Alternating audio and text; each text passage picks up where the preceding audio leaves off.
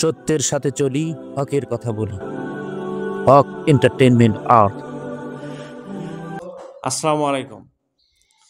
আচ্ছা, সুদ ব্যবস্থার প্রচলন যদি চলতে থাকে তাহলে সমাজে বিশৃঙ্খলা সৃষ্টি হয় এবং সুদ যারা খায় তারা এই দুনিয়াতে তো শাস্তি পায় এবং আখিরাতেও শাস্তি পেয়ে থাকে। তো আমি জানতে চাচ্ছি যে সুদ ব্যবস্থার কারণে খুররা এই দুনিয়াতে কি ধরনের শাস্তি সম্মুখীন হতে পারে বা সমাজে কি ধরনের সমস্যার সম্মুখীন হতে পারে এই সুদের কারণে।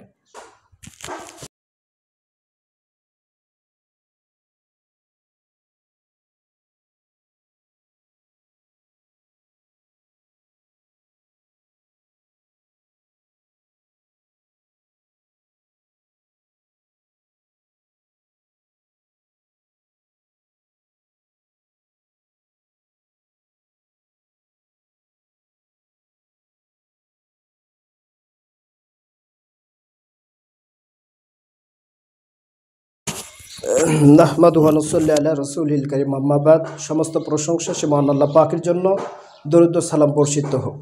ভাইজান, আপনি যে প্রশ্ন করেছেন প্রশ্নের উত্তর সঠিক, কারণ রাসূল সাল্লাল্লাহু আলাইহি ওয়াসাল্লামের যে ভাষ্যকার যে কথাটা বলেছেন, রাসূলুল্লাহ আদ-দুনিয়া সিজনুল মুমিনিনা ওয়া জান্নাতুল কাফিরিন। কারণ দুনিয়া হলো মুমিনের জন্য জেলখানা, আর কাফের মুশরিকের জন্য দুনিয়া হলো কার বিলাসিতা। তারা এই যে সুদখোর, যারা যে একটা সুদের কথা বলছেন, রাসূল সাল্লাল্লাহু আলাইহি সাল্লাম বলেছেন 70টা সুদখোরের 70টা স্তর আছে। এই সুদখোরদের নিম্ন পাপ হলো মায়ের সাথে জিনা করা। আর এই সুদখোর একজন টাকা একজনকে দিয়েছে সুদের উপরে, লাভের উপরে, তাকে যদি কেউ 10 টাকা দিয়ে থাকে, তার প্রতি 1 বছর বা 1 দিন গেলে 2 টাকা দিতে হবে, 12 টাকা দিতে হবে। এই অনুরূপ করে দেখা যায় তার দুনিয়াতে আল্লাহ তার সম্পদ পাহাড় পরিমাণ করে দিয়েছে, অট্টালিকা অনেক সম্পদ করেছে। কারণ এই সম্পদ তার জন্য চিরস্থায়ী নয়।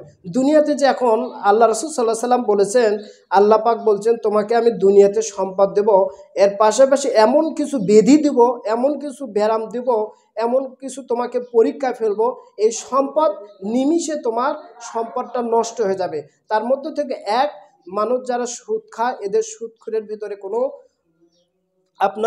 কোনো আল্লাহর প্রতি ভয় ভীতু নেই। এই দুনিয়া আল্লাহর প্রতি ভয় না থাকার কারণে ওই দুনিয়ার প্রতি সে লোভ লালসা ছুটছে। আর দুনিয়া সিজনুন, আল্লাহ রাব্বুল আলামিন বলেছেন, কোনো মানুষ যদি দুনিয়া চায়, আল্লাহ তাআলা তাকে 7 দুনিয়া সমপান সম্পদ দিবে, এটা বাস্তব, কারণ সে পেতে পারে। আর দুনিয়াতে যদি মুমিনরা কষ্ট দেয় করে, তাকে দুনিয়া দেবে না, পরকাল দিবে। কারণ সুদখোরকে এজন্য আল্লাহ পাক কীভাবে পরীক্ষা দেবে, বিভিন্নভাবে পরীক্ষা দেবে।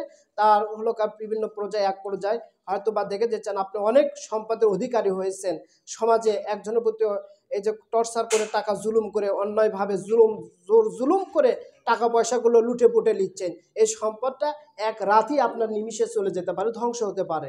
কারণ সম্মানিত হাজিরিন, কিভাবে যাবে, হয়তো এমন একটা বেধি দেবে, এক রাতে আপনার সম্পদ এক যুগে সম্পদগুলো এক রাতেই নিমিষে আল্লাহ ধ্বংস করে দিলেন। তাহলে দেখেন কতটা আল্লাহর পরীক্ষা। তারপর দ্বিতীয়ত হলো, আপনার সন্তান দেখবেন এমন কিছু কুলাঙ্কার হবে, হয়তো বা সন্তান এমন কিছু আসবে, রোড অ্যাক্সিডেন্টে মারা যাবে। সুদখোরদের সম্পদে কোনো বরকত নাই। এটা রাসূল সাল্লাল্লাহু আলাইহি সাল্লাম বলেছেন, হারামের উপার্জনের প্রতি কোনো বরকত নেই, হালালে বরকত, হারামে বরকত নাই। তৃতীয়ত হলো আপনার যে কথাটা আরও আছে, আমরা অন্য সম্পদ থেকে আমাদের কিছু লোভ লালসা হয়। আমি সুদের ওপর টাকা দিয়েছি, আমার অনেক টাকা পয়সা হয়েছে, এক প্রতিবেশী ভাইয়ের লোভ হচ্ছে এতগুলো অমুকের টাকা, আমিও তাহলে আমার কিছু পুঁজি আছে, আমার এই পুঁজিটা অনেক লাভজনক ব্যবসা, তাহলে আমি এই সুদের ব্যবসা আমিও করব। কারণ দেখেন, এই সুদের আমি সর্বপ্রথম এই সমাজে একটা সুদ চালন করেছি। এই আমার কাছ থেকে যতগুলো এই চালুটা হবে, যতগুলো মানুষ গ্রহণ করবে, তার পাপের দায়ভার আমি বহন করব, আমাকে বহন করতে হবে।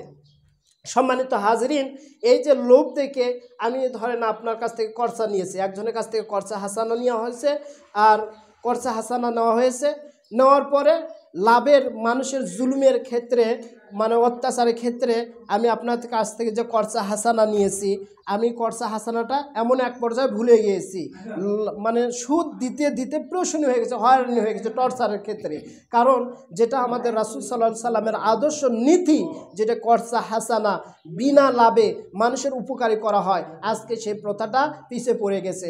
আর সুদের প্রচলনটা সামনের দিকে প্রসার হচ্ছে, কারণ এই সুদ যার মাধ্যম দিয়ে এটা চালু হবে ওই ব্যক্তিকে সাজা ভোগ করতে হবে। যতগুলো মানুষ তাকে দেখে এই সুদের ব্যবসা চালু করবে তাদেরকে দায়ভার ওই ব্যক্তিকে আমাকে বহন করতে হবে।